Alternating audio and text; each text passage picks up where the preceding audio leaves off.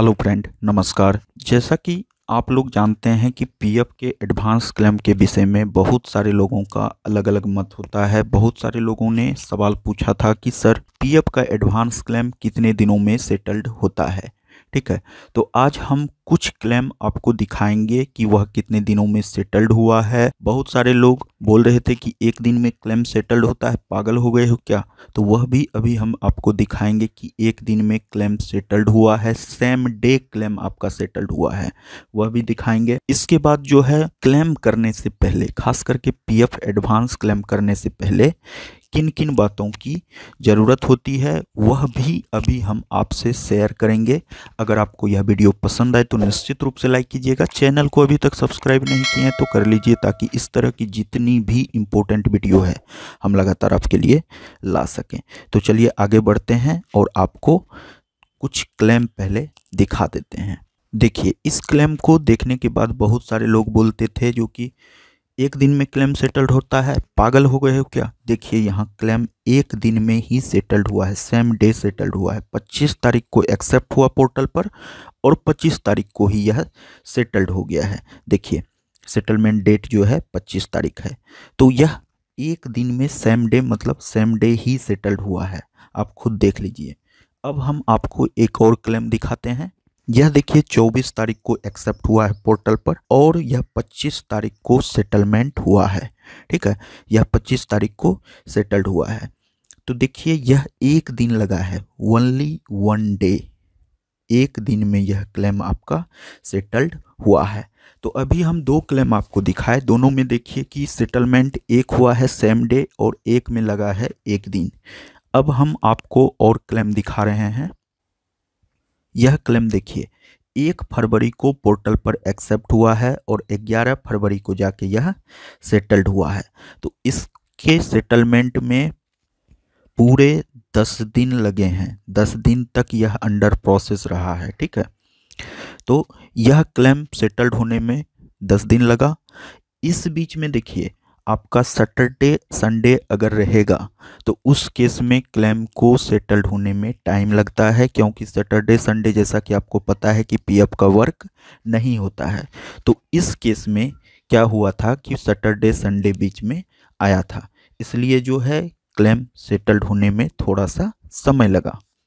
तो आप लोग भी अगर बीच में सैटरडे संडे है तो कोई दिक्कत की बात नहीं है, क्लेम थोड़ा सा इधर उधर करके सेटल हो जाता है, 2 दिन इधर 2 दिन उधर करके, बशर्ते सारी चीज़ जो भी आप क्लेम के समय कर रहे हैं वह सारा डिटेल्स जो है करेक्ट होना चाहिए।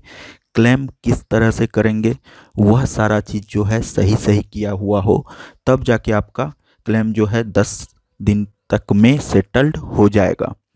वैसे अगर थोड़ा सा भी मतलब क्लेम का प्रोसेस अलग रहेगा, क्लेम जो कर रहे हैं उसमें कोई प्रॉब्लम है, तो उस केस में आपका क्लेम बहुत दिनों तक अंडर प्रोसेस रह सकता है। इसका 10 दिन तक यह अंडर प्रोसेस क्यों रहा? तो इसका एक रीज़न यह भी था कि यह जिस अकाउंट से हम विड्रॉ कर रहे थे यह ओल्ड अकाउंट था। ठीक है, करेंट अकाउंट नहीं था। हम ओल्ड अकाउंट से इनका पीएफ एडवांस विड्रॉ किए हैं, इसलिए इसमें थोड़ा सा समय लगा। ओल्ड अकाउंट से विड्रॉ करने में थोड़ा सा वेरिफिकेशन में समय लगता है। चलिए एक और क्लेम आपको हम दिखा रहे हैं। यह क्लेम देखिए 2 फरवरी को पोर्टल पर डाला गया है और यह जो है 4 फरवरी को सेटलमेंट हो गया। यह देखिए आपका कोविड-19 वाला क्लेम है, तो यह 2 दिन लगा। तो इस तरह से जितना भी क्लेम आप करेंगे तो उसमें जो है देखिए मेरा मैक्सिमम क्लेम जो है 1 से 2 दिन में सेटलमेंट हुआ है। कुछ क्लेम में थोड़ा सा टाइम लगता है, वह टाइम उस क्लेम में लगता है जो कि हम ओल्ड से विड्रॉ करते हैं, क्योंकि वहाँ वेरिफिकेशन में थोड़ा सा समय लगता है। हम थोड़ा सा जो क्लेम करते हैं उसका बता देंगे आपको भी टेक्निक, जो कि इस तरह से क्लेम कीजिए तो आपका भी क्लेम निश्चित रूप से सेटल्ड होगा, जल्दी से जल्दी सेटल्ड होगा।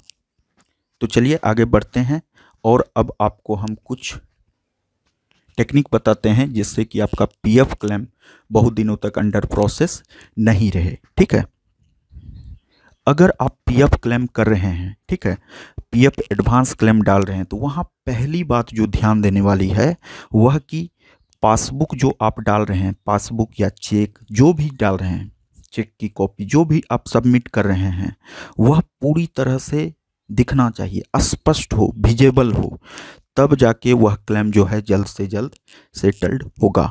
अगर पासबुक या चेक की कॉपी ब्लर रहेगा तो उस केस में उसको सेटलमेंट में टाइम लगेगा, ठीक है। दूसरी बात है कि आप जो एड्रेस डाल रहे हैं वह एड्रेस भी सही होना चाहिए। कोशिश कीजिए कि आधार का एड्रेस ही सबमिट करें। अगर आधार का एड्रेस डालते हैं तो वह अच्छा रहेगा। और अगर आधार का एड्रेस नहीं डाल पा रहे हैं, अगर क्लाइंट आप एक पीएफ कंसल्टेंट हैं और उस केस में आधार क्लाइंट नहीं दिया है, तो बैंक का अगर पासबुक की कॉपी वो दिए हैं तो पासबुक में जो एड्रेस है वह एड्रेस डालिए, पासबुक वाले एड्रेस को डालिए। इस केस में भी वह सही रहता है और इसमें भी सेटलमेंट में टाइम नहीं लगता है और यह भी एक सही प्रोसेस है, ठीक है। इसके बाद तीसरी जो बात है वह है कि लास्ट में जब आप क्लेम सबमिट करते हैं, क्लेम सबमिट के बाद पीडीएफ जनरेट होता है नीचे में, ठीक है, क्लिक हियर टू पीडीएफ का ऑप्शन आता है, तो पीडीएफ निश्चित रूप से जनरेट कीजिए। अगर पीडीएफ आपका यहाँ जनरेट नहीं होता है तो हो सकता है जो आपका क्लेम चेक कर रहे हैं उनसे भी पीडीएफ ओपन नहीं हो और उस केस में आपका क्लेम हो जाएगा रिजेक्ट, ठीक है। तो इन बातों का ध्यान रखिए। इसके बाद है अमाउंट कितना डालें। अगर आप कोविड वाला क्लेम कर रहे हैं, जो क्लेम अभी हम यहाँ किए, तो आप ई शेयर और ER दोनों को ऐड कर लीजिए। जितना आपका टोटल है, आप टोटल में से कितना तक विड्रॉ करना चाहते हैं। तो देखिए, जब भी आप कोविड क्लेम करेंगे तो टोटल का 75% तक विड्रॉ होता है। तो आप इस केस में क्या करेंगे कि अगर आपको मैक्सिमम अमाउंट विड्रॉ करना है, ठीक है, तो दोनों का जो EE और ER दोनों शेयर है उसको हम लोग ऐड कर लेंगे और जो टोटल रहेगा उस टोटल को ही क्लेम में डाल देंगे। क्लेम में जहाँ की कितना अमाउंट आपको चाहिए वहाँ जो टोटल रहेगा EE और ER को मिला के टोटल अमाउंट वहाँ डाल देंगे। इस केस में आपको मैक्सिमम पीएफ एडवांस दिया जाएगा, ठीक है। तो इन बातों का ध्यान रखिए। अगर इलनेस के तहत क्लेम कर रहे हैं, इलनेस के तहत अगर क्लेम कर रहे हैं तो यहाँ आपको EE शेयर का मिलता है, ठीक है। तो EE शेयर में अगर आपका 25,000 है, अगर आप मैक्सिमम पैसा विड्रॉ करना चाहते हैं, इसमें से अगर 25,526 है तो आप जो है टोटल अमाउंट डाल दीजिए क्लेम के समय। तो उसमें आपका जितना मैक्सिमम से मैक्सिमम होगा वह इलनेस पारा के तहत सेटल्ड होगा और आपका क्लेम जल्द से जल्द सेटल्ड भी हो जाएगा, ठीक है।